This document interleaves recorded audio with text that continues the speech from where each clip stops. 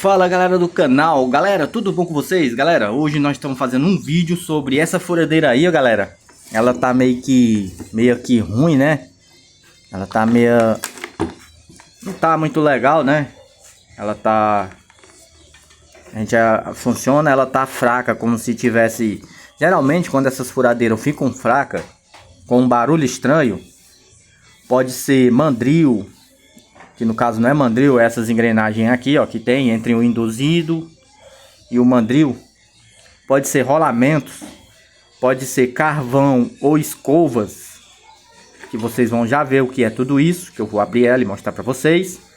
Pode ser induzido queimado, pode ser induzido o enrolamento e bobinamento bom, mas o coletor quebrado, queimado, estragado, ou pode ser o estator, que chama de campos ou motor de estator, corpo por fora dela. Então eu vou estar abrindo ela e mostrando para vocês, certo? Um pouco sobre manutenção de eletrodomésticos. É isso aí, manutenção de eletrodomésticos é conserto sobre furadeira, ventiladores, liquidificadores, cafeteiras, ferros de engomar. Aí entra um pouco da parte de panela de pressão, que já é outra coisa, não é elétrica, mas envolve ar e envolve as mesmas coisas, certo?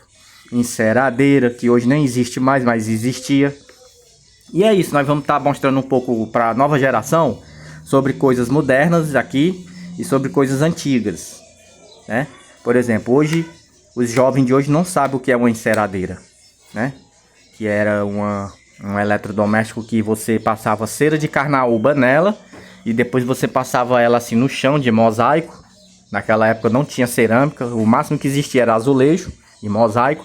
E aí você passava a enceradeira e no chão de cimento e ela deixava o chão bem liso, bem limpo.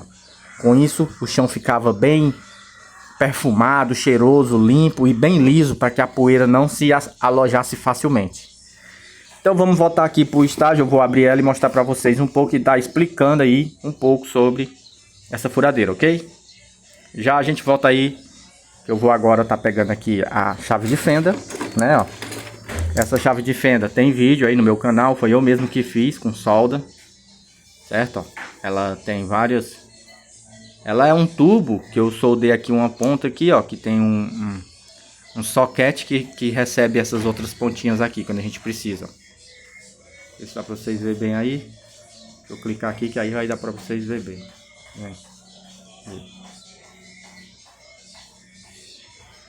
Então é isso. Já a gente volta. Beleza, galera, voltamos, certo? Voltamos com a furadeira. E o principal vídeo do vídeo hoje aqui, o principal tema é isso aí. Essa aqui é a furadeira aberta, certo? Ó. Ali é o corpo de fora dela. O corpo de fora dela, mostrando para vocês, nada tem, ó. Ele só tem pequenas fissuras de plástico onde se encaixam as peças. E o resto é tudo aparafusado por estes parafusos. E pronto. O resto fica tudo na outra banda, vamos dizer assim, do sanduíche. Ali é a fatia do pão seca e aqui é a fatia do pão cheio. E como eu posso estar mostrando para vocês, o principal tema do vídeo, galera, é que eu vou estar passando para vocês é isso aqui, ó. Tirando o esquema elétrico da bobina de campos, chamada de bobina de campos, alguns chamam de estator, alguns chamam de bobina de trabalho primária, secundária, alguns chamam de rotor externo, certo? Alguns chamam de túnel magnético de cobre. Vão inventar diferentes tipos de nome, por isso que você não deve se apegar a nomes, você tem que se apegar a modelos.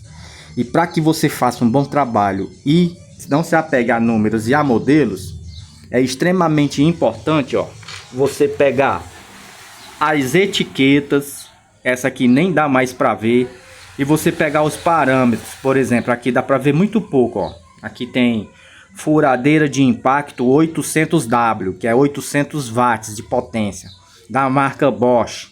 Mas aí, será que é Bosch original ou é Bosch pirata? Primeira dúvida. Segunda dúvida, esse é os parâmetros dela. E o modelo, qual é o modelo? Porque tem 300 mil tipos de furadeira Bosch. Às vezes o modelo vem mascarado. Às vezes por fora, só na etiqueta vem uma coisa, mas é interessante você olhar por dentro o que que vem. Então você tem que ser bom conhecedor, estudar, certo? Pelo menos o ensino fundamental e até o segundo do ensino médio, igual eu, para você ter um pouco de ideia. E se possível, você fazer um vestibular, uma faculdade e ajudar o seu país a caminhar cada vez mais, certo? Então nós estamos tirando um esquema elétrico. O que é tirar o esquema elétrico? A primeira coisa, quando eu abri ela aqui, eu percebi, galera, que estes fios aqui estão muito escuros e algumas partes eles estão até preto, ó, derretido. E com as marcas brancas e preto, ou seja, queimou. Ela esquentou tanto que queimou. E esses fios aqui, assim como tem fios aqui no campus e terminais, tem aqui no induzido, que a gente chamamos de induzido, mas pode ser também chamado de rotor embobinado, bobina interna de eixo, pode ser chamado de rotor bobina interna de rotor bobina interna de eixo com mutador ou com coletor. Tem vários nomes, mas aqui a gente conhece como induzido. O induzido ele é, ó, também essas partes de aço, todo transformado de fibra e com várias bobinazinhas, ó, enrolada nele. Depois eu vou estar tirando ele para mostrar para vocês. E ele trabalha sobre comutação, funcionando nesse coletor aqui, que também é fabricado em indústria, com 2 carvões ou escovas, fechando aqui o polo. Olhando em poucos gestos, todo mundo vai dizer, cara, carvão com coletor, isso é uma coisa meio que antiga, meio que primitiva, não é? Realmente é, galera, isso aqui é coisa meio que antiga, primitiva, mas funciona muito bem e dá muito certo. Isso é aquele tipo de tecnologia feita nos anos 80, 70, nos anos 50, que até hoje perpetua, porque é meio que antigo e feio e esquisito, mas funciona muito bem o rotor de comutação, certo? Então é isso. E aqui é a bobina campo magnético. Você poderia tirar essa bobina aqui, ó, ela fica por dentro lá, né? O induzido roda aqui dentro. Aí aqui dentro são criados 2 polos magnéticos, um positivo e um negativo, que quando energizado faz com que esse induzido rode, certo? Então a furadeira sem isso aqui não funciona. E a furadeira com isso, com dentro, mas o induzido também não estando bom na comutação aqui, também não funciona, certo? Os principais problemas que podem acontecer numa furadeira é aquilo que eu falei para vocês, mandril, esculhambou, buchas ou rolamentos que ficam aqui, bases, engrenagem grande com engrenagem da ponta do eixo do induzido, ó, que roda aqui, pode dar problema. Este rolamento aqui ou esse, pode dar problema as escovas, pode dar problema o coletor, ele pode quebrar, rasgar, estourar.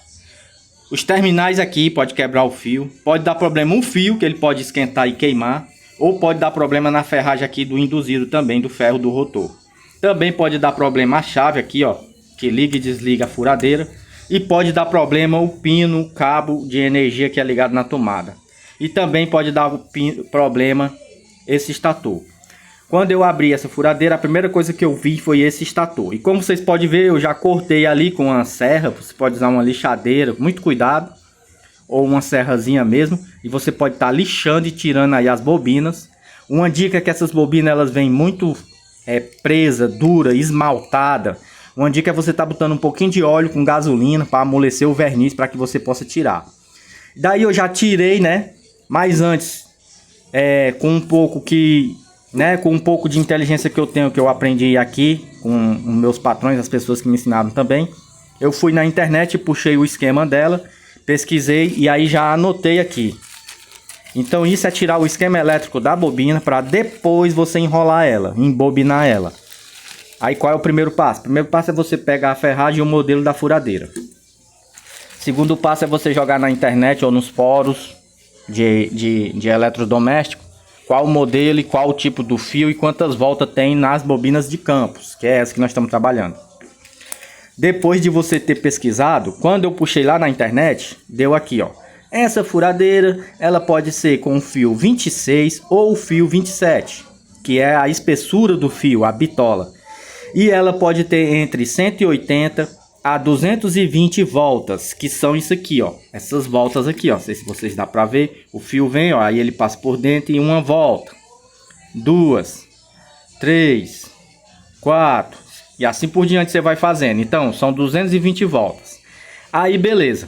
Já tem um esquema da internet. Mas eu quero o esquema dessa. Vai que é outro modelo, é outra coisa. E aí eu tenho que analisar os parâmetros. E é aqui que entra o bucho, galera. É muito complicado, mas eu consegui encerrar. Consegui tirar um pedaço das bobinas aqui, ó, de fio. Um pedaço cheio, sem perder nenhuma perna. E aí comecei, joguei dentro de uma vasilha com gasolina e óleo. Aquele óleo de Singer, óleo para motor lá, aquele óleo de desengripante com gasolina. Para quê? Para amolecer os verniz, para que os fios possam sair um a um e a gente contar. Isso mesmo, contar um por um manualmente. Então eu contei aqui, né, ó, como vocês podem estar vendo, e deu. Eu separei em pequenos montinhos de 50, certo? Vou botar mais perto aqui para vocês verem. Então, quando eu contei, deu 50. Com mais 50, 100. Com mais 50, 150. E com mais 38, deu 188, correto?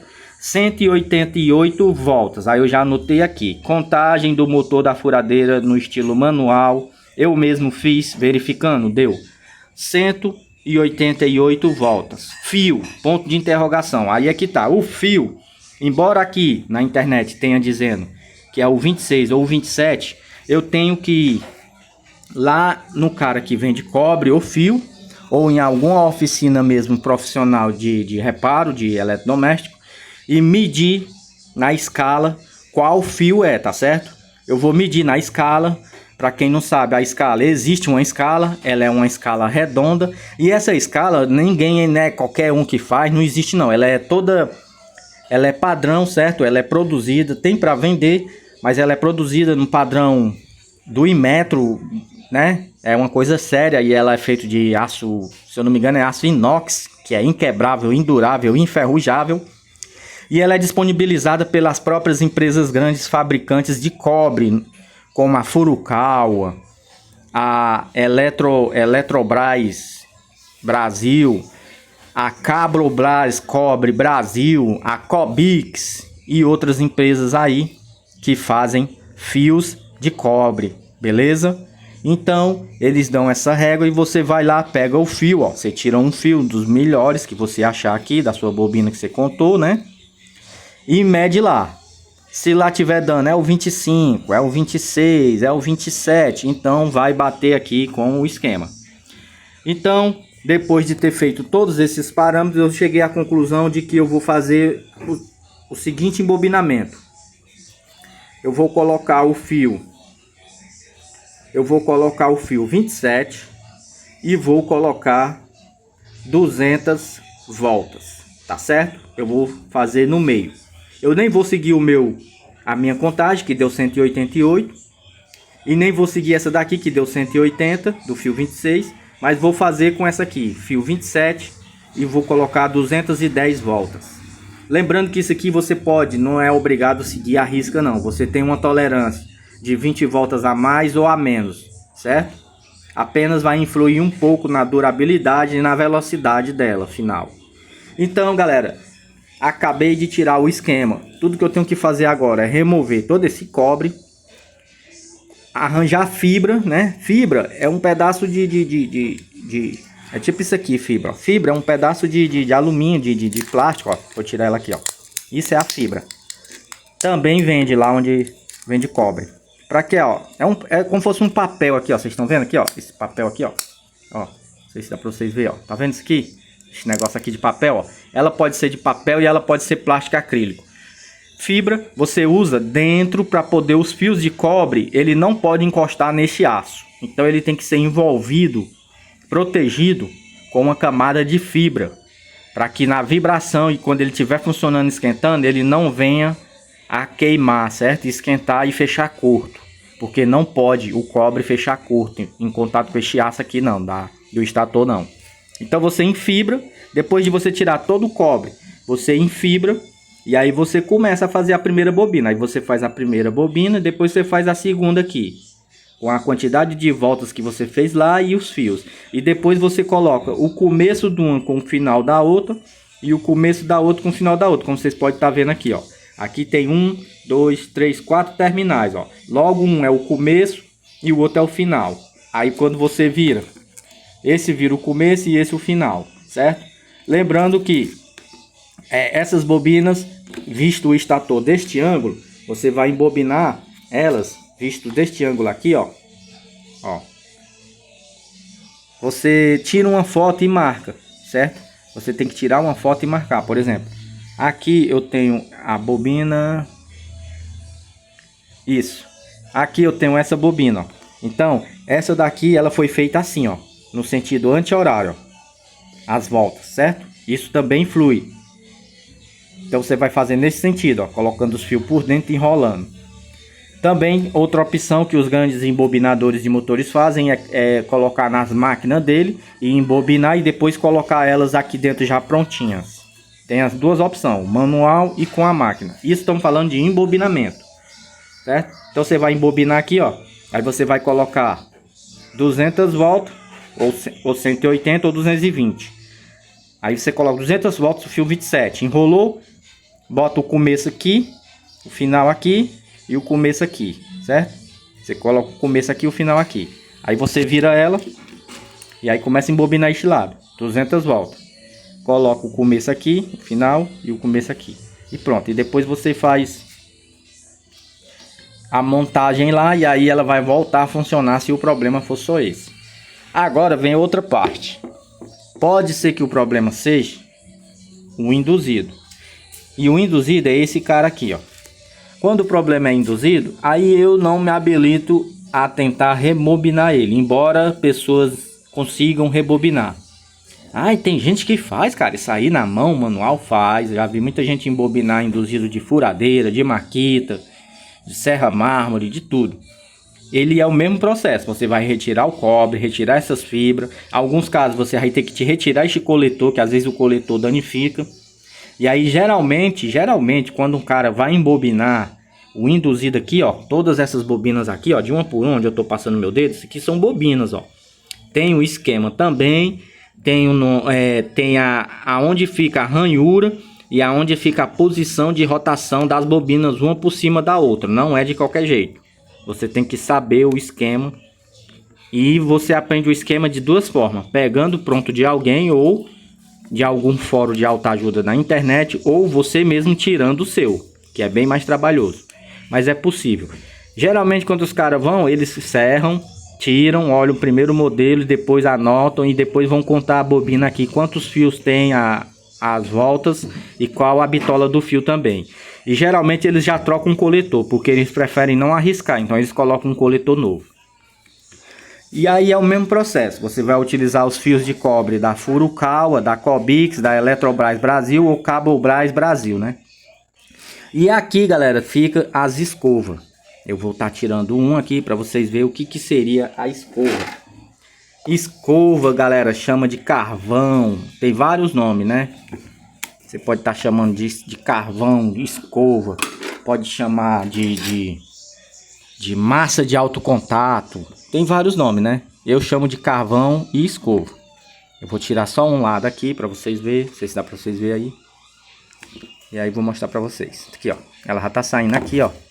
E é isso. Isso aí é o carvão ou a escova, que é crucial para motor de comutação que nem esse. Por que esse motor é de comutação? Porque em cada ranhura dessa aqui, ó, do coletor, ele é um polo negativo, positivo dessas bobinas. Então ele também faz a mesma coisa que aquilo lá. Um lado o ímã puxa e o outro ele expulsa.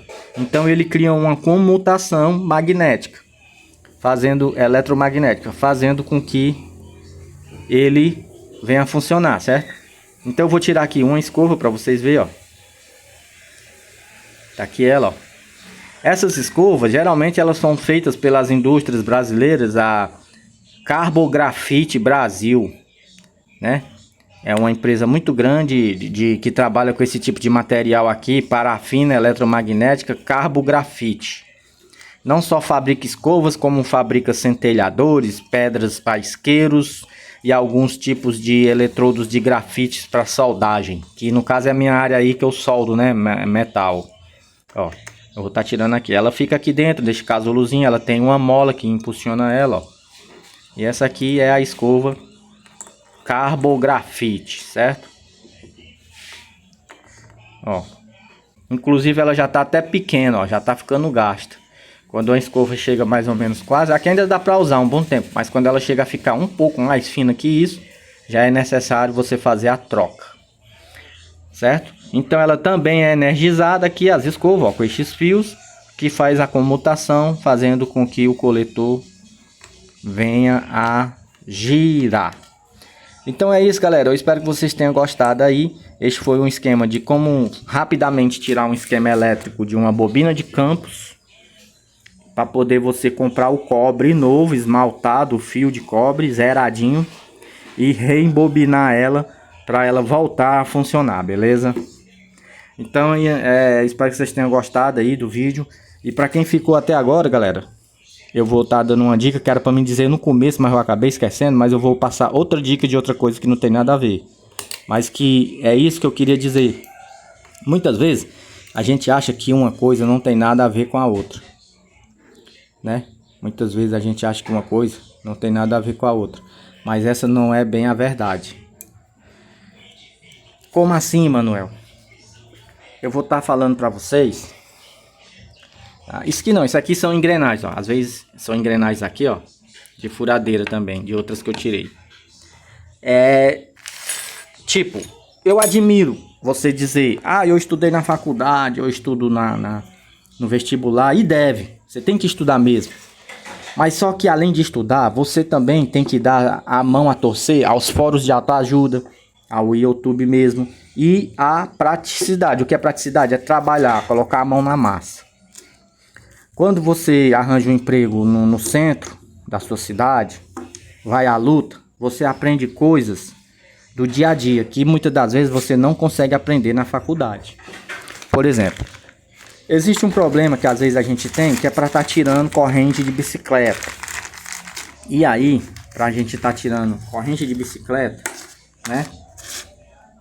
A gente coloca o prego aqui, bate, às vezes é maior dificuldade. Aí eu descobri que existe um pino específico, próprio, num local que ninguém imaginaria que seria bom para tirar corrente de bicicleta. Que pino é esse, Manuel? Vou mostrar para vocês, é esse aqui.